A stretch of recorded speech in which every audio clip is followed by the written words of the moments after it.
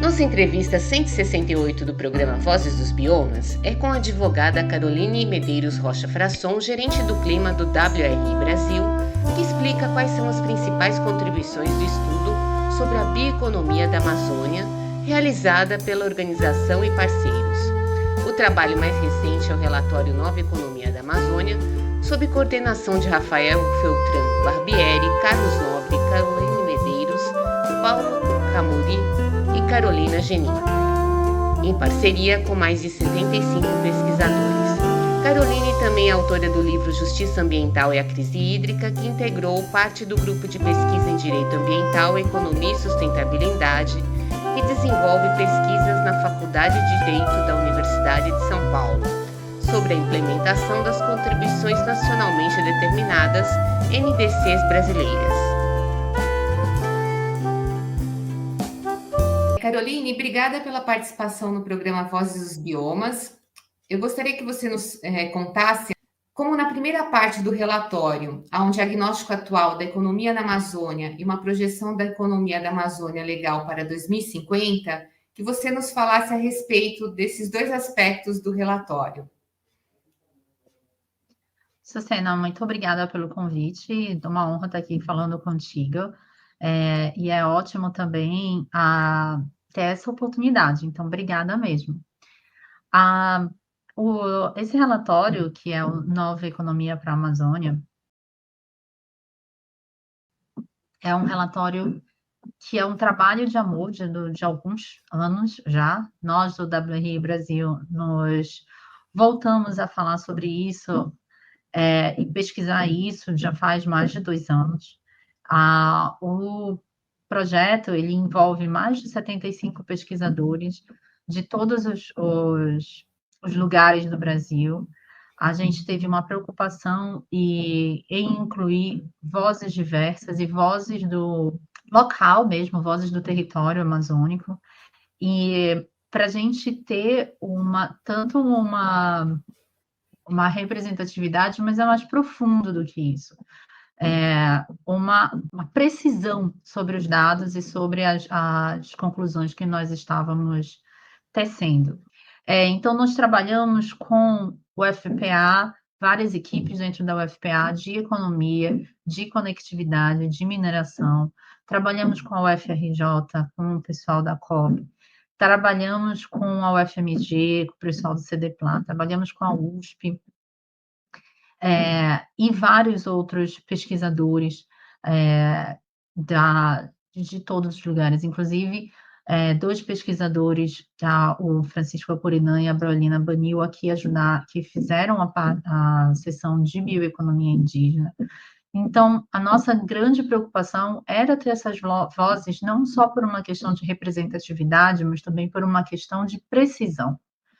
A gente sabia que as nossas conclusões e os nossos resultados, eles só seriam precisos, eles só seriam úteis e um reflexo da realidade mesmo, se nós tivéssemos essas vozes junto com a gente,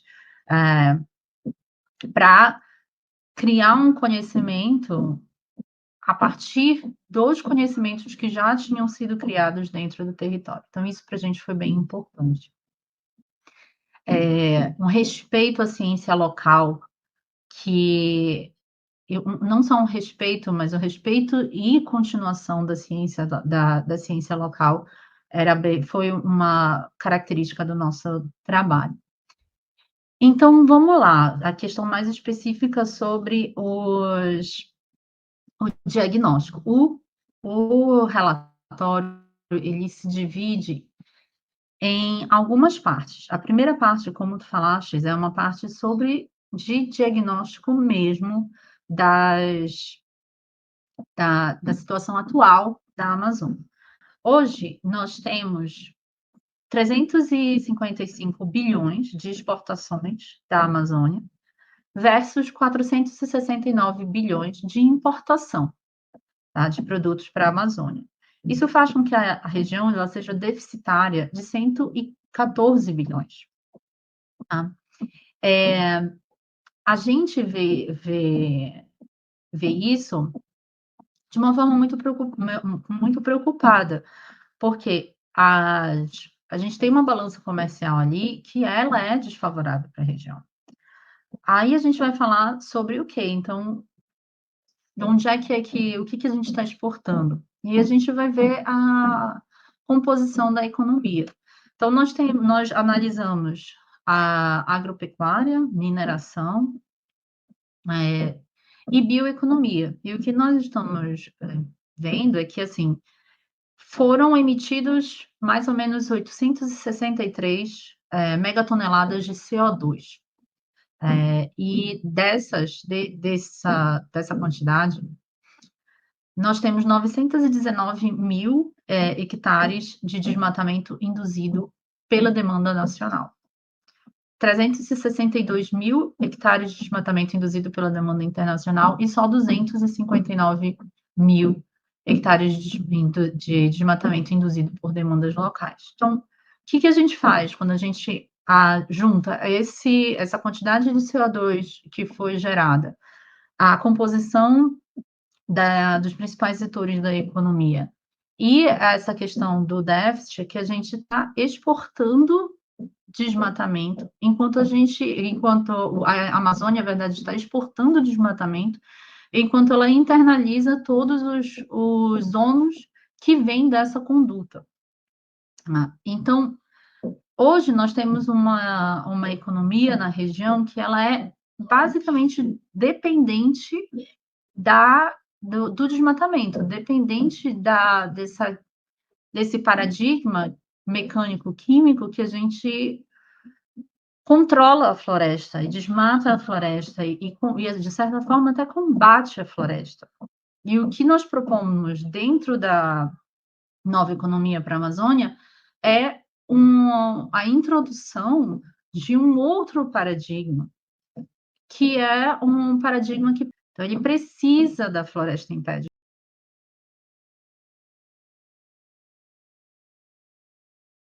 Ele depende disso. E o que nós vimos é que é possível zerar o desmatamento, reduzir as áreas de pastagem da Amazônia, dos atuais 67 milhões de hectares para 42 milhões de hectares em 2050, e dirigindo 13 milhões de hectares para a restauração florestal, 9,7 milhões de hectares para a agricultura em sistemas integrados e 650 mil para sistemas agroflorestais, enquanto a gente mantém um crescimento constante da produtividade em torno de 1,5% ao ano. Então, o argumento de que desmatamento leva ao desenvolvimento e leva à geração de riqueza, ele não se sustenta.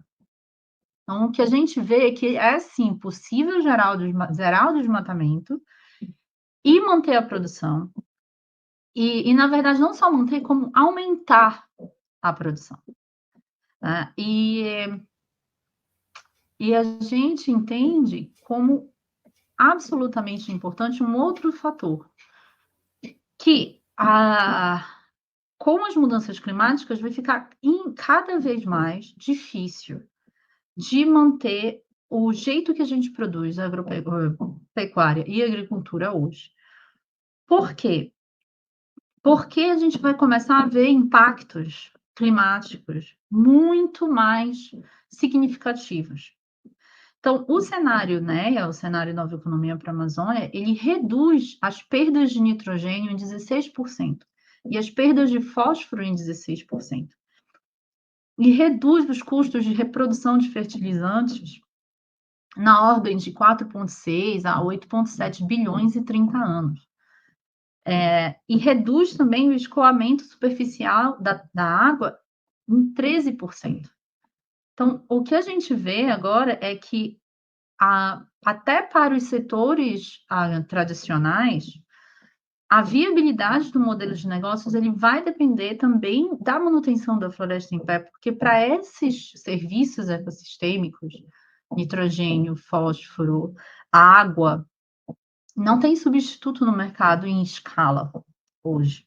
Fertilizantes, a gente não consegue substituir isso a um custo baixo quanto mais ao custo zero, que é hoje o que esses serviços ecossistêmicos são contabilizados. Na verdade, o custo de não fazer nada pode ser mais do que o dobro do valor necessário para chegar, de investimento para chegar ao cenário.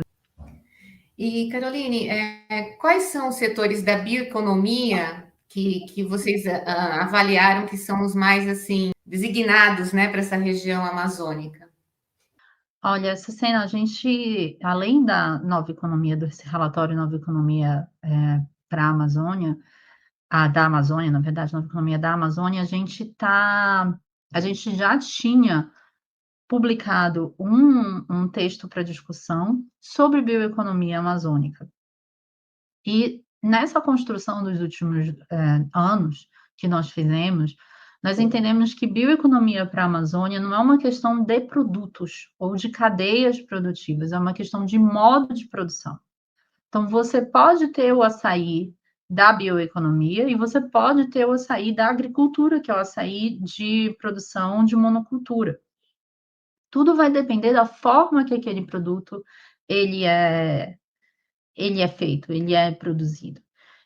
Para a Amazônia, é muito importante que a gente considere que esses arranjos produtivos locais sejam múltiplos, sejam vários. A gente precisa de que vários pequenos polos produtores de bioeconomia. A gente não vai concentrar, ele foge um pouco da lógica da concentração em grandes polos ou grandes centros, e ele vai para uma lógica de pluralidade, permeabilização dentro do território. Então, hoje, assim, o que a gente vê é que a bioeconomia é uma coisa e a agricultura é outra coisa. Elas não brigam, elas não são necessariamente antagônicas, mas elas não são a mesma coisa. Então, acho que é importante, quando a gente está falando de bioeconomia para a Amazônia, a gente tem que ter na cabeça essas duas premissas. Que bioeconomia não é igual à agricultura, tá? As duas atividades são complementares, mas elas não são iguais, e tudo bem elas não serem iguais. E bioeconomia é uma questão de processo, não uma questão de produtos. Nós temos mais de 200 produtos que podem ser explorados dentro dessa lógica de bioeconomia dos processos. Nós não precisamos nos concentrar em só açaí, ou só tapioca, ou só copaíba, ou só andiroba, ou só castanha do Pará, ou só cacau. A gente tem uma variedade de produtos que a gente pode ser explorado. E, novamente, a questão com a bioeconomia não é colocar o foco dentro dos produtos em si, mas sim dentro dos processos como esses produtos são feitos. Câmbio. E a gente está chegando assim aos momentos finais. Eu gostaria que você fizesse a relação, né? Como a bioeconomia contribui para o combate às mudanças climáticas? Bom, com prazer. No último relatório, assim, mudanças climáticas, toda vez que a gente começa a falar sobre esse assunto, ele fica muito etéreo, ele não aterriza na realidade das pessoas, e das pessoas, tanto no discurso comum, quanto nas conversas, parece algo que vai acontecer com outras pessoas em algum momento do futuro. E, na verdade, isso não acontece. Não é isso. Nós já estamos sentindo muito pesadamente os efeitos das mudanças climáticas. Então, o que são mudanças climáticas?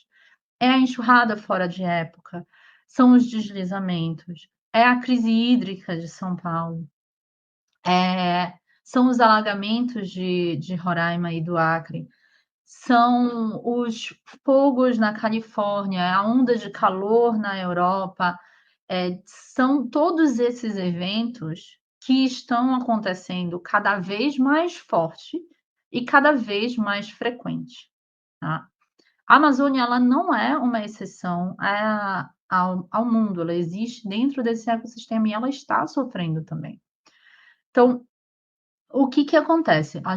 Hoje, nós temos uma meta de não aumentar a temperatura média do mundo para além de 1,5 graus. Atualmente, nós estamos com 0,9% de aumento da média, mais ou menos, até a última vez que eu chequei. E com 0,9, nós estamos vendo essa variedade de catástrofes e de pessoas vulnerabilizadas sofrendo ainda mais por essas intersecções. O que nós percebemos é que não existe 1,5, não existe limite de 1,5 sem a Amazônia. Ela é um estoque de carbono absolutamente crucial para manter essa temperatura global na casa de 1,5 ou até 2. Esse aumento na casa de 1,5 ou até 2, que já vai criar também consequências muito catastróficas. Então, para que a gente quer combater as mudanças climáticas? A gente quer combater as mudanças climáticas porque nós, seres humanos, a nossa comunidade, quer continuar a viver como sempre viveu. É para isso que nós estamos combatendo as mudanças. É para isso que nós estamos tentando mitigar, é para isso que a gente precisa reduzir as emissões. É para a gente continuar vivendo como a gente sempre viveu, dentro dos nossos territórios, com os nossos modos de vida particulares. É puramente para a gente, entendeu? O ecossistema, ele vai se reequilibrar. Nós vamos sofrer, os seres humanos vão sofrer. E também a biodiversidade vai sofrer bastante. Mas, essencialmente, é para garantir a vida dos seres humanos. Então, como a bioeconomia consegue contribuir para isso?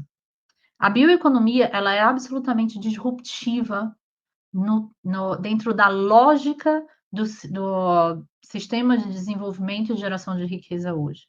Ela é disruptiva porque ela não depende do desmatamento.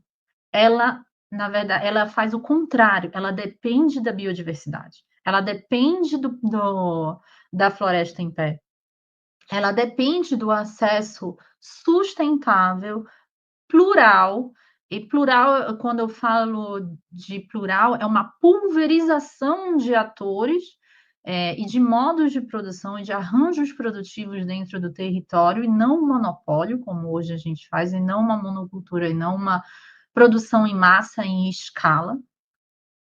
Então, quando você tem uma forma de geração de riqueza, você dá a opção de que você consegue gerar riqueza, consegue dar oportunidades econômicas de desenvolvimento para as pessoas que estão no território, que não depende do desmatamento e sim depende da floresta, você está contribuindo para a manutenção da floresta, você está contribuindo para a biodiversidade e você está contribuindo para a manter aquele estoque de carbono que existe na floresta amazônica enterrado, e você dá uma esperança para o 1,5. Bom, gratidão, Caroline, e até uma próxima. Gratidão, Sucena, muito obrigada mesmo por estar aqui e espero que eu tenha ajudado, e sempre que precisar, estamos aqui. Obrigada.